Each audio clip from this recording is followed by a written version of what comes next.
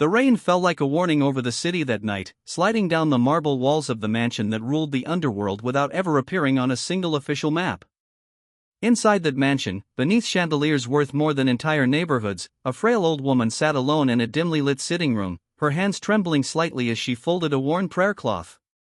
She was known to the world as nothing. No headlines carried her name. No bodyguards stood by her side at that moment. But in truth, she was the mother of the most feared man in the city, the Mafia Boss whose whisper could move markets and whose silence could end lives. And yet, in that moment, she was simply a vulnerable mother, aging and increasingly forgotten in the shadow of her son's empire. In the same mansion, scrubbing the marble floors on her knees, was Amina, a poor maid from the outskirts of the city. She had come from a slum where electricity flickered like dying hope and clean water was a luxury.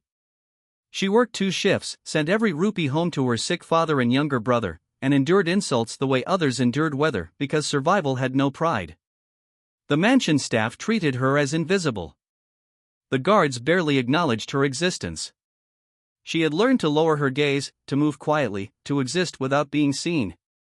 But that night, fate had other plans. The argument began like a distant storm. The Mafia Boss's cousin, Rashid, a man bloated with borrowed power and arrogance, stormed into the sitting room. He had been drinking, his voice loud, his ego louder. Rashid was the kind of man who mistook fear for respect. He had long resented the old woman, believing she influenced her son's decisions, blocking his own greedy ambitions. That night, emboldened by alcohol and the boss's absence, who was away handling business, Rashid decided to assert dominance. He accused the old woman of interfering, of poisoning her son's mind against him. His words grew sharper, crueler. The old woman tried to calm him, her voice soft, reminding him she had watched him grow up. But cruelty does not recognize history. It only recognizes opportunity. And when Rashid's hand rose in anger, ready to slap the frail woman across her face, time seemed to hold its breath. Amina had been passing by with a tray of tea when she heard the shouting. She knew it was not her place to interfere.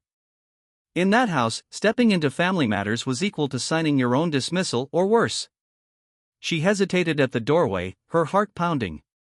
She saw the old woman shrink back, eyes wide, and saw Rashid's hand cutting through the air. In that split second, Amina did something she herself would not be able to explain later.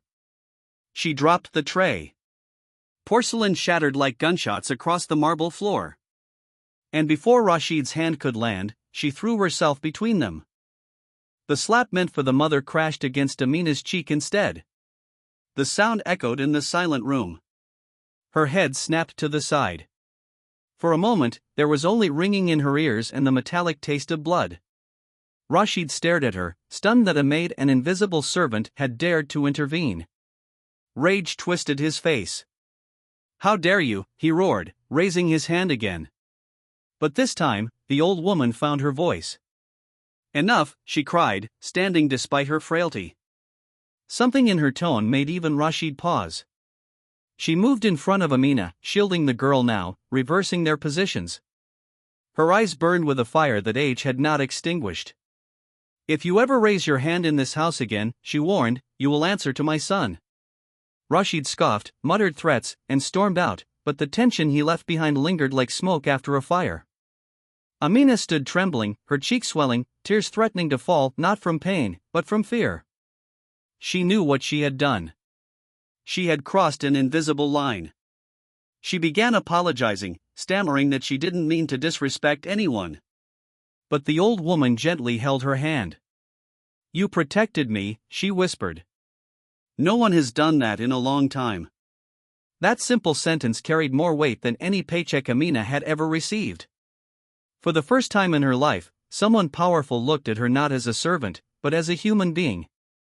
The old woman insisted on tending to Amina's injury herself, applying ice with trembling hands. And as they sat there in the quiet aftermath, a bond formed, silent, deep, unspoken.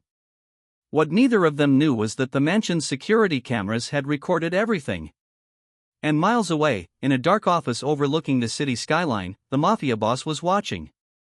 He had just returned from a brutal negotiation and was reviewing footage for routine security checks when he saw the scene unfold on his screen. He watched his cousin raise his hand. He watched the maid step in. He replayed it once. Twice. 3 times. His jaw tightened. The room around him seemed to grow colder. His mother had always been his only weakness, the one sacred piece of his humanity he refused to let the world touch. And now someone had dared to raise a hand against her. But what struck him even more was the maid, the girl with nothing to gain and everything to lose, who had shielded his mother without hesitation. The boss leaned back in his chair, his mind calculating.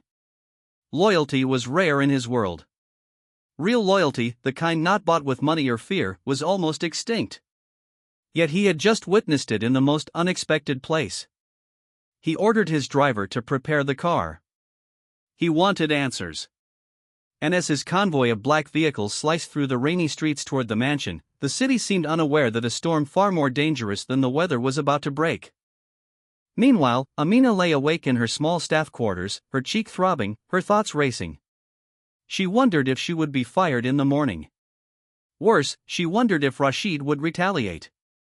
In her world, powerful men did not forgive humiliation, especially from someone poor.